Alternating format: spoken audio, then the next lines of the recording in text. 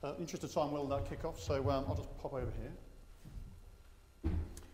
Thanks very much, everyone, for coming along. My name is Simon Fruscia. I'm Operations Director of TalkPoint, a streaming company. So basically, I've assembled a glorious panel with me to talk about the context of social media within corporate streaming, so not the context of just social media. So we are all that remains between you and a party, apparently. So we'll keep it brief, and we certainly won't be overrunning. We'll keep it dynamic. So if you've really got any burning questions, just stick your hand up, or rather than just shout out. But do feel free to contribute. So I'm going to introduce the team first of all, and then we'll dive into the subject, and I'll take a few straw polls on use of perhaps social media before we start talking about the webcast in general. So, as I said, my name's Simon Fruscia. I'm Director of UK Operations for TalkPoint. I've been in the live communication business for 20 plus years, started in event staging, worked in-house at Reed Publishing, was with Metro Video at Barclays Bank, and before I joined TalkPoint last year, for 13 years was head of AV at BT Group at head office at St Paul's. While I was there, I built and designed out the TV studios, and certainly when I left, we were webcasting about 300 or so live events a year from the venue there. So I've got quite a few thousand webcasts literally under my belt. My passion is basically about helping people utilise webcasting and virtual events to really engage with the audience.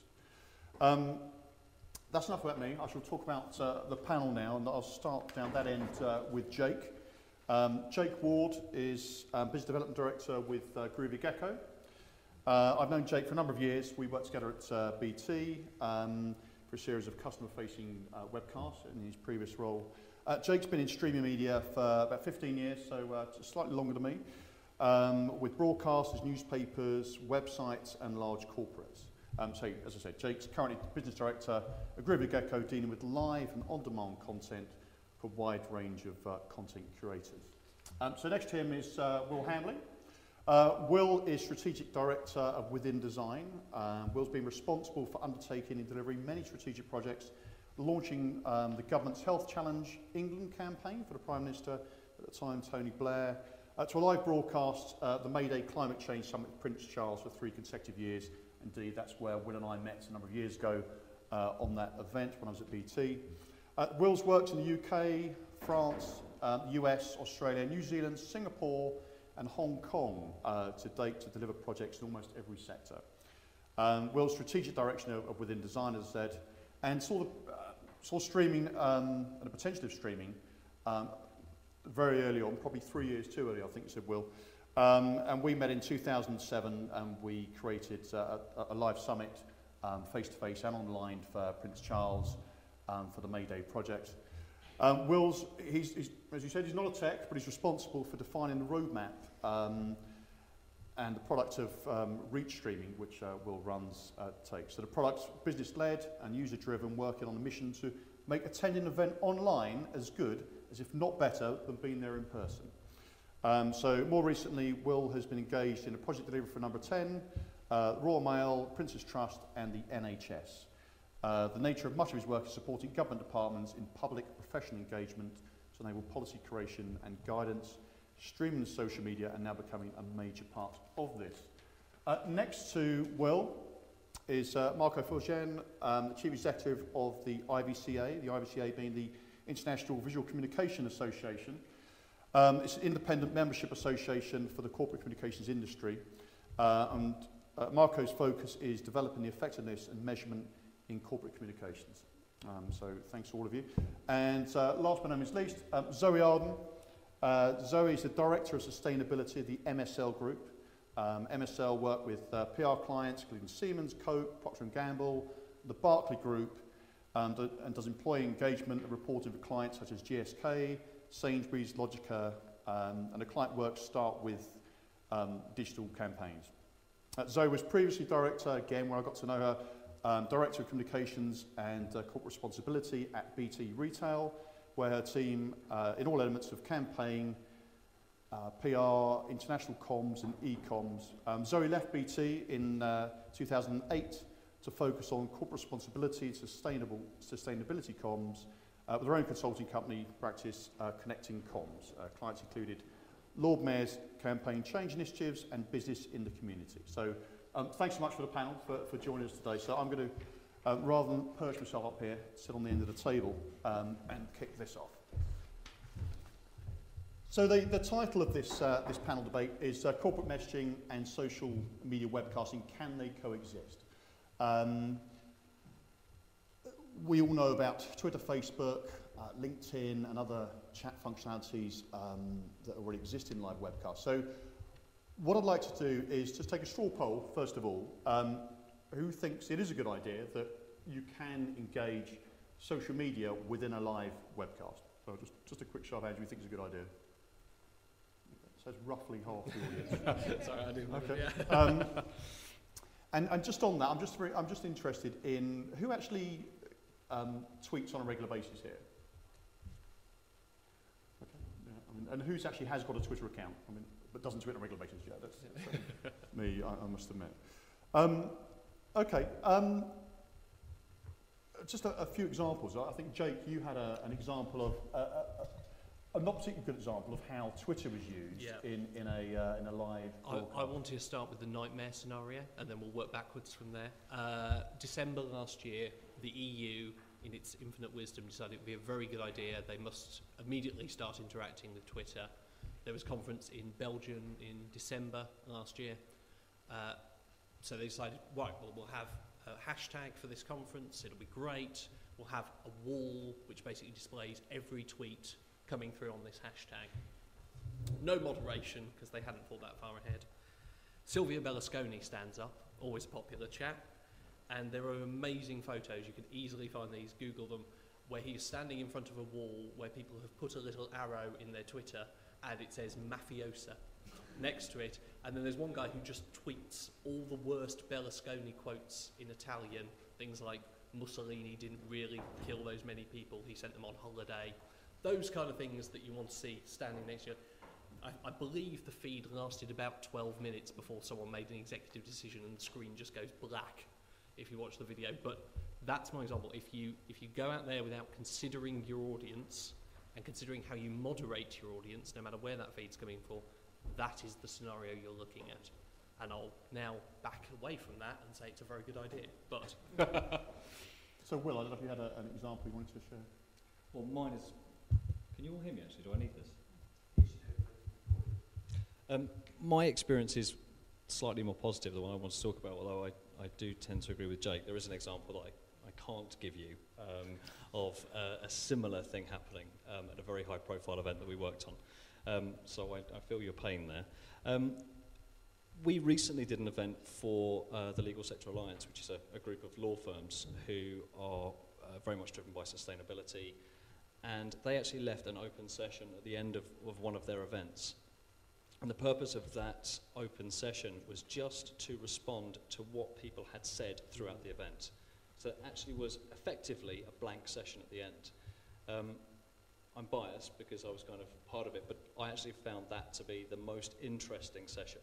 So whilst I agree we have to be very careful, I think it's inevitable. I think it will happen. And there are lots of great examples of where it works. Similarly, as Jake said, there are some where it didn't. Mark, I don't know if your Facebook statistics were quite interesting, if you've got those. Yes, it's just around the scale of these new technologies and the social networking. And about Twitter, we were just talking. There's something like 30 million tweets that go out per day.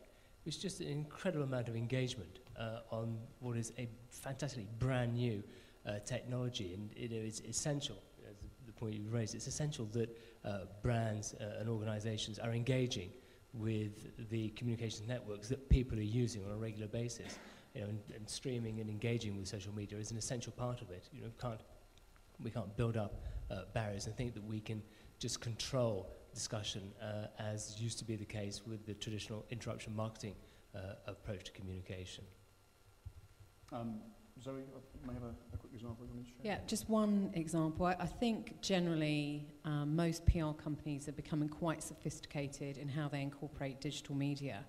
And a recent example, Edelman, who are a global PR firm, they launch an annual survey on trust, which they've now been doing for about 15 years. It's very cleverly marketed. They have always get a piece in the Financial Times. The CEO then takes the results over to Davos, and they do a launch in London of the results. Now they have the live Twitter fall going on during the presentation of the results. And what's really quite interesting about that is they'll bring in commentary from media who are reporting online. They have a lot of influencers actually in the room. And during the live debate, what's nice is if there's perhaps not some clarity around what the contributions are, you'll see that come up on Twitter and then be corrected by other people following the feed. So actually, I think not only can they coexist, but actually it can be a source of ensuring that the correct information gets out there rather than sort of misinformation sort of staying put and then becoming fact. Okay, so that's some interesting examples there. For me, let's imagine a company's got a long-term launch come out of it's got a brand new, or it's got a results presentation where maybe the results aren't quite as good as you've hoped perhaps, and you're announcing the results to the city. Now, you've got a bunch of analysts who are watching the webcast as they do, and maybe with an ability to interact and ask some questions via a Q&A tool. Now, traditionally, that's probably quite a closed user group who you're going out to with a results presentation. But if you search on most people's home pages on results day, you'll come across the link somewhere. Are analysts going to share their views between each other about what they think? Because obviously, well, hang on, if I tell you what I think, well, that could affect things, could affect the share price or anything else, actually. But what if that, let's the guys who are camped outside St Paul's at the weekend, for example, then logged on to that same results presentation, could they really sway the message that maybe the CEO and the financial director at the front giving a results presentation out? Would that completely sway the message, do you think, and disrupt? I think on that one, a lot of the stuff I do, we have a form of moderated Twitter. So what you're displaying has some degree of moderation in it, and that can be pulling stuff in from Facebook comments, pulling stuff in from a Q&A panel on the actual web page. And I think how much moderation goes on there depends on how brave a client is and how strong the messages are. Because if you're delivering results that are below analysts' expectations, you probably have quite a good story to tell. And it's convincing that organisation that actually it's fine to take that criticism in. We'll screen out the swearing and maybe the abusive tweets that we don't want to see. But if it's helpful to the discussion, I think people should be telling those good stories because most people have them. If something's gone wrong, there's a reason it's gone wrong. They've analysed why it's gone wrong, and they can actually put that forward again and, as you said, put emphasis on this is what went wrong, and this is how we're solving it in the next 6 months. And so you think on that instance, for example, you'd have quite a number perhaps, or a moderated team from the client telling the story as well, out telling the story, so out positive and negatives if there are there. Yeah, and I think always with this kind of stuff, it's about being editorially honest. It's about, if anybody ever watches any analysts, any presentations that go on for investor relations, the ones you immediately switch off begin with the question, so Mr. Chairman, tell me how fabulous the results were this year. I'm not interested, there's no editorial, it's a soft puff piece. If you're actually showing you're interacting with that stream, be it through tweeting back or actually responding on the broadcast, which I've seen some people do, where they actually say, as you say, we've got a few minutes at the end, they pull up an iPad, we've got lots of people seem to be asking the same question. Let's reiterate that again. The reason for this is X, Y, and Z. I think that's very strong. Okay. Obviously from a webcast provider point of view, from our point of view, embedding, or the ability to embed a social media stream, it's a given. How the client wants to use that, we might give some guidance towards, but we kind of leave up to them. In reality, what we find at Toolpoint is a lot of people tend to use it maybe on demand and not so many for the live feed side of things. So maybe you can continue the debate afterwards. And certainly if you came to an event only watching it on demand, well, okay, I've still got a voice to be heard here that maybe if it was just the traditional Q&A tool you wouldn't have. So from our point of view, potentially it could grow live viewers. I mean, certainly a lot of the events we do are very targeted anyhow, and it's more often a case of people you want to keep out, perhaps, rather than people you want to include. So for me, I think it is what the type of message is, what the type of programming it is going on. So what about using it as a tool for invitations? What do we think about that? Will?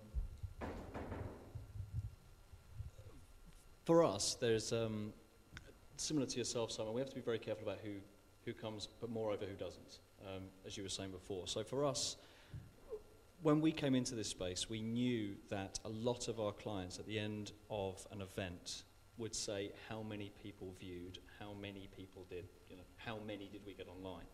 And I think historically that's maybe how we've gauged the success of online products, by the number of people or the hours or minutes. But if we take a step back and we look at how we used to monitor, say, media coverage, we used to go through and say, okay, well, this got X number of column inches, which means that it's successful. But actually, the more we looked at it, the more we realised that the amount somebody saw something had no impact at all on the quality of the message. So getting back to your point about invitations, generally you invite people who you like or can help you. I think you need to be very careful about using this kind of media to invite people. We always say to our customers, if you are going to do that, make sure it's a dialogue. So we also do lots of moderation, but we need to have people there that can respond. If there's an issue, take that issue offline, be able to speak to somebody directly, immediately. And also bring it up at the end. With regards to corporate messaging, if something difficult comes up, the best way to massage it back onto your corporate message is to address it. And so that's the way we advise our clients to work. From an invitation perspective, cautiously, I would say. Okay. But so in essence, it's inviting more open communications back with the viewers. Yes, and I think it is great to have an honest debate, but it isn't the kind of debate that we could all have here personally, one-on-one. We can't really understand the expressions. It's a very quick, very visceral way of getting your point across, and we just have to be very careful for our clients that they don't trip up by opening any particular, any comment could come through at any time. So yeah, we just guard against it in general. Okay. And again, I think, certainly for on demand, it allows ongoing views to come through, and potentially, from a communication exercise, can actually really strengthen the fact that we've had more views, we've had more views as in viewers, but actually viewpoints coming through as well. Could really strengthen the message, certainly in an on-demand space, which is probably slightly less risky than the live, perhaps. I don't know. Sorry, I just wanted to say that I think the key issue is where a brand or an organisation is in its circle of engagement with social media. I mean, if they're just thinking, right, we've got an event, we need to stream it because obviously that's the thing we need to be doing, and we need to have the Twitter feed feeding in. If it's just an adjunct to the way they normally carry out their business, it really puts them in a vulnerable position because they're not going to be able to deal with the potential negatives that will come through. So what needs to happen is an education process for any brand or organisation to embed social media as a fundamental element of what their communication strategy is. It isn't just about content, it's also about the context being essentially important. And if you look at Apple and the way in which they managed what was a very tricky situation with regards to the use of heavy metals in their products, there was a very active campaign to get Apple to change the way in which their iPhones or iPods were being manufactured. Instead of trying to shut down the conversation, Apple opened up the conversation, allowed the conversation to take place, and as a result, altered their manufacturing processes. Now, that just shows that you can use these strategies effectively, but it's about the way in which brands themselves are opening out. And it's incumbent on this sector, on our industry, to help brands open out and tread firmly into the new era. Just to add to that, I completely agree with what Marco just said. We very much start all our social media engagements for clients with listening exercise. So I think actually, working out, who are the people we want to target, what are they saying on the subject, and then actually mapping out what are the conversation territories we want to get into, and actually mapping out conversation calendars. So what do we want the clients to say when? And as part of that, look at, where are the areas that are going to be potential issues and risk, so that if those do come up, we're ready to respond quickly, and make sure that actually we can course correct if necessary. So on that, rather than it become a disruption of a carefully planned message, potentially, it's enhancing it, because actually you've thought of the answers the questions that may come up, and you've got the answers ready to slot those in straight away. That's quite an interesting use of it. So Jake, just off the top of your head, percentage of live events you do? Yes. Right now, would you say who want to embed social media links within the webcast? So we do, company split is we do about 70% live events of what we actually do that comes through the company. So there is a considerable portion of those, probably about 50%, that are looking to do major messaging with social media. Sorry, how many percent? About 50%. 50. Those 70% that are going through so we have a 30%, 70% split towards live within the company, and probably 50% of those have some kind of social media aspect to them. Now that may be a relatively simple Twitter feed and maybe a few key messages going out and someone moderating a Twitter feed, or it can be simply Facebook. We did a major corporate launch recently where they didn't even stream it on their own site. So they were launching a product, and if you went on their homepage, you literally said, do you want to see the video? Click through and like our Facebook page, please. And this is a major consumer product where they just skipped completely round their normal messaging channel and went, we have, I think it's 1.5 million people on Facebook who like us.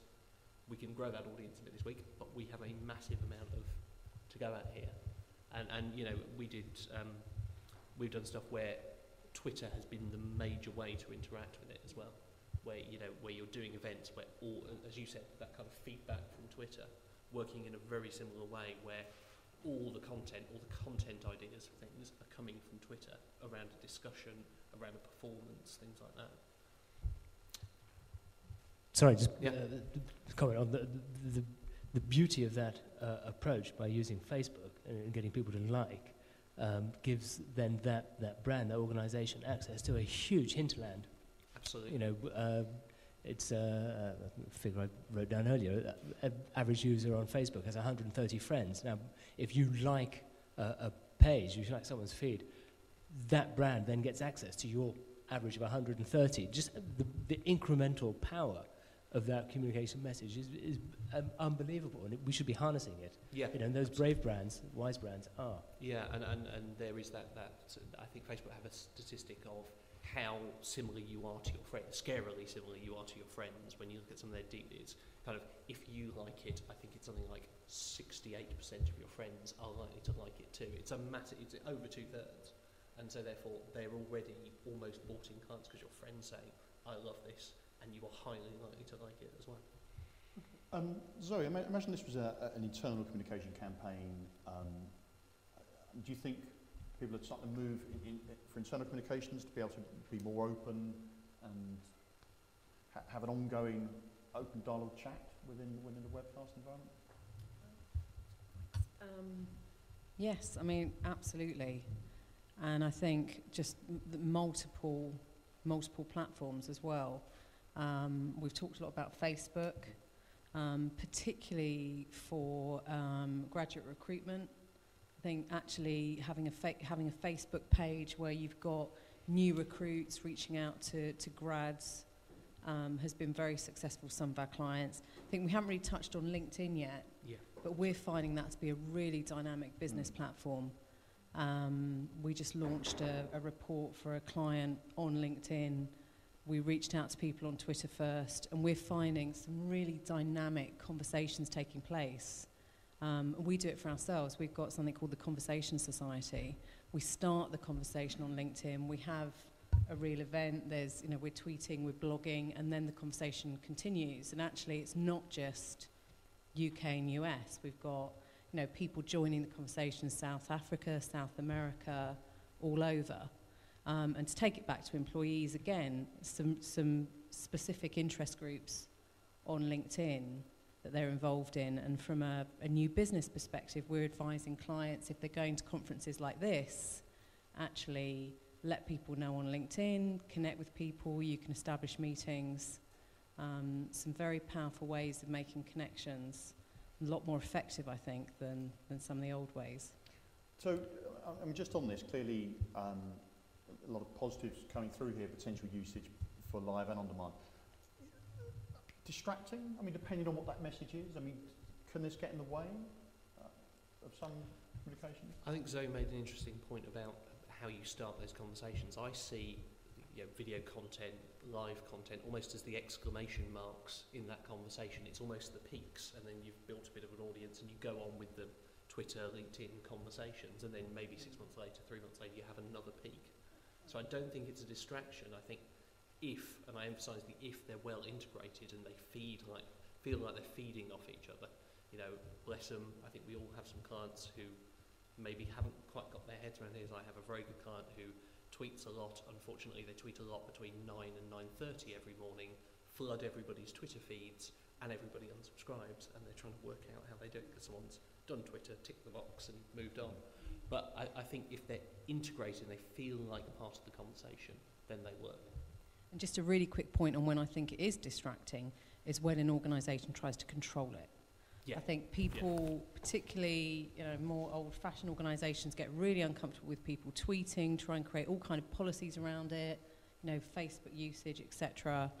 And I think that's wrong. I think you have to, by all means, give people guidance, but don't try and police it. Yeah, it's a misunderstanding. It's an organic thing, and it changes. And if you try and pin it down, it'll have moved over here 10 minutes later, and you'll be opening yourself up again. Yeah. So we talked about old-fashioned. So do you think it's a trend of the types of industries who are embracing this? Let's give the context of within a live video environment, so live event environment. Yeah. Our clients are fairly niche, and quite often they have practice groups globally. So when we do a live event, there's the whole sustainability issue, which we're huge about. Actually, it's where we started. But getting lots of people in one room, we've found that, dare I say, the more serious the business, I'm talking financial services, I'm talking law, we found that they are actually more likely to embrace this. But I draw a line around that. When we started building our platform, we built it with the intention that it wouldn't be a single use. So our clients tend to be larger clients who might have something to say on a monthly basis. So we don't necessarily sell them a webcast. We sell them a platform which has webcast as a part of it. And actually there's an ongoing debate for us as a company about how much of our platform actually webcasting is. Yeah. Because within that, we give clients the ability to use a chat room. They can actually make contacts with each other as they might in LinkedIn. It's not as sophisticated because it doesn't need to be, because people don't go there as often. But we found that the more, and again, I use that in inverted commas, I think we all know what I mean, the more serious the business is, the more likely they are to want to engage with their people globally and ensure that the message gets across clearly and concisely to everybody. That's interesting. So out of this, do you think there's the ability to create communities? I hope so.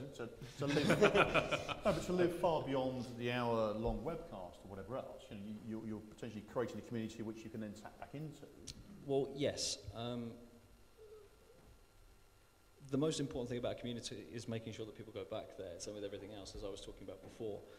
When we did the work with business in the community, that we're all involved in, the platform was designed to be there for 3 years and to allow people to go back and forth, for business in the community and all the other partners to engage with and add content to. It was almost by happenstance that it became a community. I think it was based on the fact that it was business in the community. We had to build an online community. It did work, but not as well as it should have. And the reason that it didn't work, in my opinion, is because of the lack of content. If you keep feeding good content, people will go back. It's like anything else. But the reason that we built our platform the way that we did was to be able to control that content a lot. But that community was also, having worked with you, was chairman, was CEO level of FTSE 100 companies. I mean, is there a barrier there? I mean, are they really sitting down and doing this and joining in, do you think? I don't know if they are personally, but certainly the perception is that they are. I don't know if they actually do it themselves. But we all have senior people in decent sized organisations that you can't go 5 minutes without hearing what they have to say. So I think I couldn't really give you an honest answer as to whether I think it's a certain position within a company, but I would certainly say certain sized organisations are really embracing this. Okay, so it's certainly here to stay. Be it in the live environment, be it on demand. I think it's for me, and certainly what we're seeing is how bold a company is and how confident they are maybe of their message about whether they're prepared to let an online debate effectively happen that they haven't necessarily got control. So Jake, on your platform, going back to you, would you take off, or have you taken off, for example, if you've got a Twitter feed, a Q&A tool, traditional Q&A tool where you ask your message, send it in, it gets moderated, maybe asked. Do you take that bit off when you're doing No. We actually tend to include it because some people want to be on the page and simply aren't on Twitter, as I think some people here aren't. And so it's about compiling everything together into one place. The one thing I would say about the point you've just made is people, I think businesses are beginning to get this now, but maybe not completely. The conversation is going on. You're just choosing whether to engage with it or not. You don't pretend the conversation's not happening on Twitter and they say, God, the customer service is terrible. You're just choosing to ignore that, and you have to make that proactive decision about whether you engage or not and how you engage. And for some people, the right decision might actually be not to engage, and they need to make. I'd always think, yes, it would be, but I know certain circumstances where people have left things alone and they've dissipated and disappeared and gone away, and everybody carries on with the business. But the integration thing I think is very important. Is it should be multiple ways in, the Q&A tool, the Twitter feed, maybe the Facebook comments, but all coming into one place so they can be treated as equal. So it's not we're only answering people on Twitter. It's however you want to communicate with us on whatever device is absolutely key, and that's what I buy into. Okay, that's interesting. I mean, do you know, for example, device-wise, if you're pushing events out to a mobile device, are you more likely to people to interact with that because they're acting like it's texting, perhaps? Have you seen that? Yeah, we have actually used a method where they could text in as well as the standard Q&A and tweet, and that was really effective. Actually, we got a considerable percentage where people were texting in. It was a one-off experiment for a client, which I think we'll revisit because it was interesting. But there's lots of on smartphones, lots of people multitasking between the stream and tweeting and back to the stream and back and forth. And if you have registration, you can literally see we know what their Twitter ID is. They stopped the stream there. They tweeted something. They came back to it and pressed play again. And you can actually see when we've got registration and you've got that kind of level of tracking, that path and that interaction. And what about, I mean, we've been talking about live here a lot. So, I mean, on demand as well. I mean, what's your experiences? I mean, Will, yours is very much a ongoing platform for on demand. I mean, you said it for the Mayday stuff. It wasn't hugely used, but is it given longevity of messages? Do you think? Yeah, absolutely. As I said, our product was born out of the fact that we used to do events, and this is a natural progression. We used to just do a standard event. People would turn up, they'd be talked to, might be videoed, and they might watch it later. In effect, video on demand. We now say to our clients that we can have this live, we can get it to more people, but we can continue your message long after the doors close to the venue. And as long as, again, we start pointing people back to the site, we found that a lot of the comments that we get, we've got a blogging function, for example, we'll see a sporadic popping up of blogs around new content. I'd be lying if I said I had some data around that, because I don't, but I know that it happens, and there is some somewhere. But when something interesting goes up, people start talking about it, not only on our platform, but off our platform.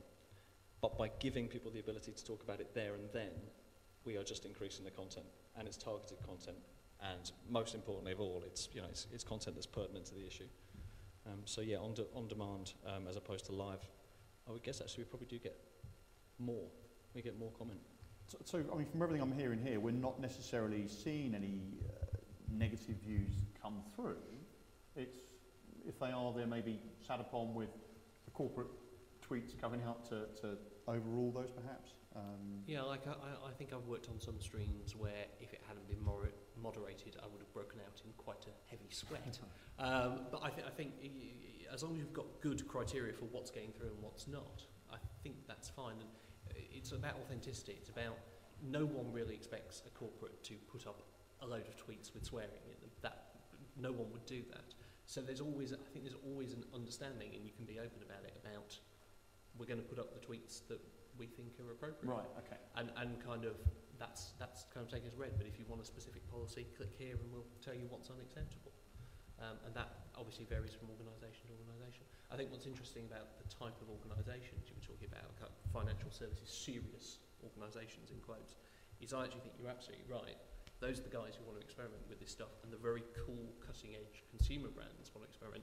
There's kind of a middle ground who are a bit scared, who are caught between the two and don't quite know where they should be going with this, which I think is actually really fertile ground to educate, help them out, and get some understanding of, you need someone to hold your hand, you need a good agency, be it a social media agency or your comms agency or your streaming agency, to help you through this. But when you do, you can easily see the benefits coming through, but you've got to get buy-in and get them to make that leap. I think you make a key point, and it's essential that in the editorial process there is an honesty, that you can't run away from the negatives or people who have a contrary view. You have to engage with that and win them over with your arguments. And if you don't, then you will undermine your whole brand messaging, even from those who would be neutral or even positive to you. Yeah. You have got to face up to the fact that none of us in no organisation is 100% correct or right. And those brands who are prepared to take what can be initially perceived to be a slightly risky route actually benefit and build greater traction. And I don't think you can start this thing and then forget about it. You can't set up the corporate Twitter account or the corporate Facebook page and then not update it for 6 months and go, oh, well, Steve, the work experience kid, understood social media, he was doing that.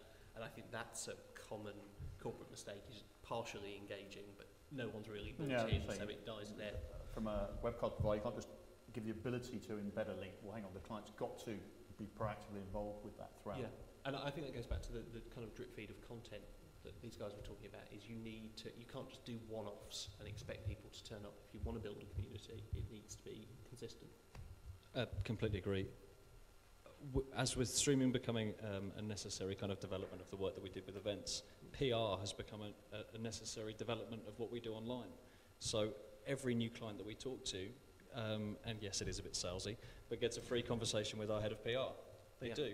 We make sure that they have the opportunity. We don't phone them, but we say to all our clients, speak to us about what you're trying to do, much in the same way that you do, Zoe. Just to make sure that, as you're saying, you face up to it, but you face up to it in the right way. Yeah. I think it's also very difficult for agencies like us to definitely know the corporate message of every client we come across.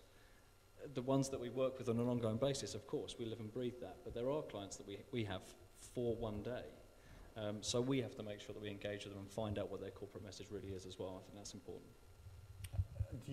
I know certainly before this I suddenly was following Zoe and following Marco, for example, on Twitter. Thought I'd better start looking at their Twitter feeds. I mean, do you do that? For example, Will, if you've got a job coming up with a particular client, do you suddenly start subscribing to their Facebook page, to their tweets, etc.? Not personally, no. I don't have a Facebook account, I don't tweet. But obviously lots of people around me do. So I might ask. And LinkedIn, which I agree with, is probably for me the most powerful. And we were also, Marco was talking about almost like this pyramid selling scheme of people that you can contact if you're on Facebook. The same is true with LinkedIn, but I think one of the beautiful things that they did was show you that.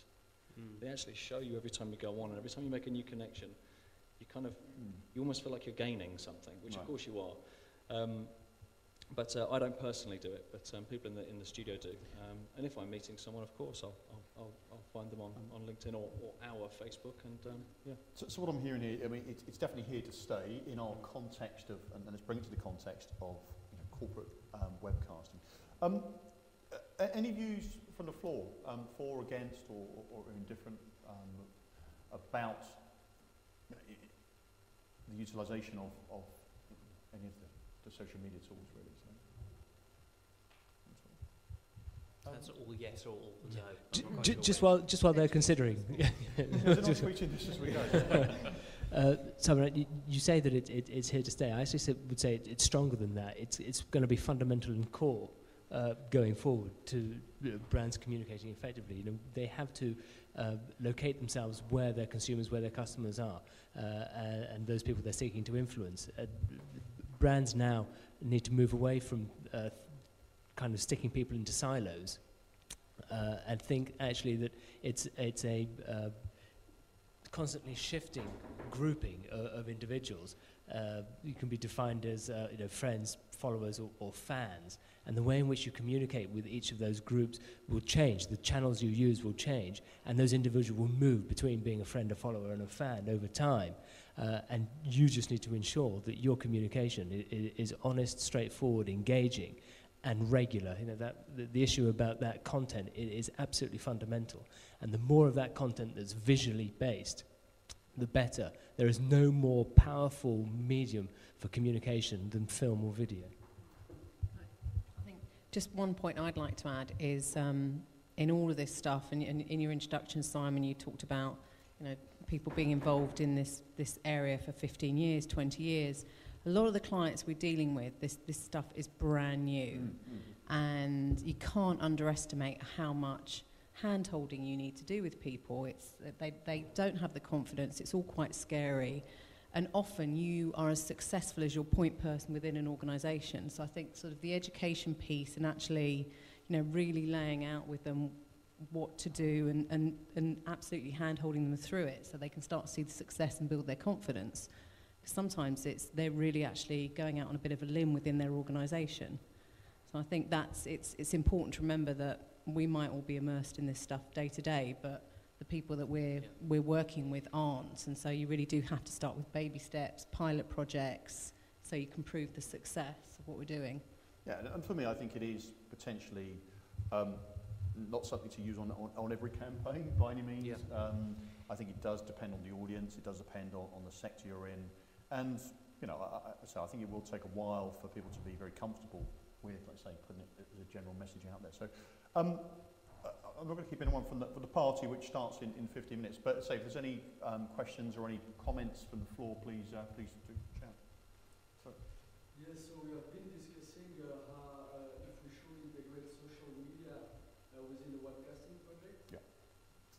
I'm wondering if we turn it around and that we do like momentum using webcasting in social media strategy. What is the best way to engage people to leverage this momentum to have better social media presence and visibility? Any thoughts? After you. I think that there is no single solution to it. It really does depend on what your organisation is, who you're trying to engage with, and what the outcomes are. The beauty of social media is something I'm particularly passionate about, is the effectiveness is easy to monitor and measure. And that isn't just about quantitative, it's also about qualitative engagement. So a social media strategy that is comprehensive enables you to measure what you're doing, change it very quickly where things are failing, and you can influence those outcomes and improve your overall behaviours. I think one of the things that I do, which I think it kind of should, it's almost a virtuous circle, they should be feeding each other, and I do some live programming where we will cover a topic, and we actually monitor the tweets and the polling as we go through. So a presenter may say, you know, we're doing corporate comms and social media. Who hates Twitter and doesn't want to hear anything more about it? And who wants to hear about Facebook? And if 100% of people want to hear about Facebook, we don't talk about Twitter again. And it's that ability to shape content organically, maybe from program to program, or maybe actually in live scenarios. And that really closes the circle. So that then promotes this as a Twitter account worth following for the show, because it will be a drip feed information about what we talked about last time and what's coming up to respond to what the input we've had in. And that's really powerful when you actually close that loop and it's a constant virtuous circle. That's when it really has legs, I think. There's two things. One was video on LinkedIn, and it seems to be quite restricted at the moment. You can use it within products, and that's as much as I can see at the moment. It seems to be YouTube only at the moment, unless I'm mistaken. And secondly, video on Twitter, particularly TwitVid, I think seems to be quite becoming a very, very large video sharing site of its own. And so I was just wondering if there's a TwitVid or in terms of video.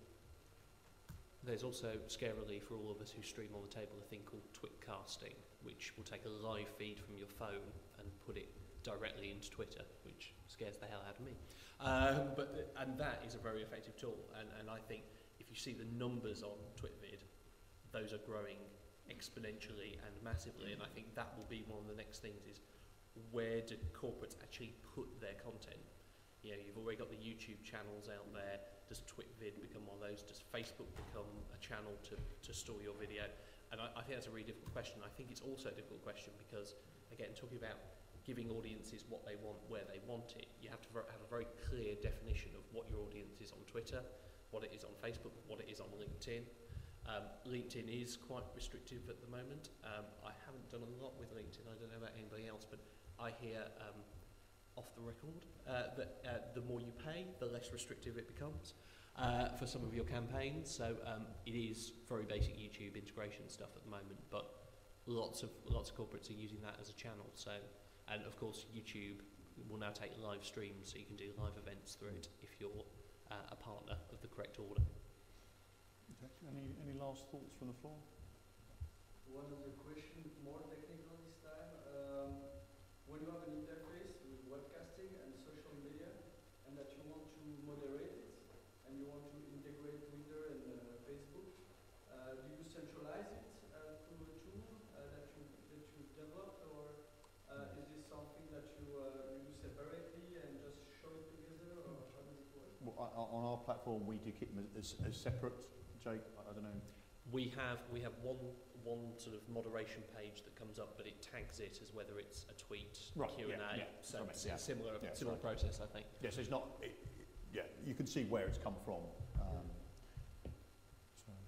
Okay, and people can interact directly, or do you have to go to Facebook and post a message, or? On Facebook, the live stream comes into a Facebook, the client's Facebook page. Okay. On Twitter, there's normally a hashtag published all over the page, and on the video stream, and on the Q&A, that's normally embedded next to the video content. Yeah. I think it's an important thing. You don't lose, if you're going to use these tools, you don't want to lose your audience and they've gone off and suddenly they've disappeared from the webcast. I mean, that's from my point of view, I think. So, yeah, absolutely. Okay. Well, if there's no last points, I'll say we have a drinks reception coming up, I believe, at 5 o'clock. So thanks very much for attending, and thanks to Jake, Will, Marco, and Zoe. So thanks so much, everyone. Thanks, Al.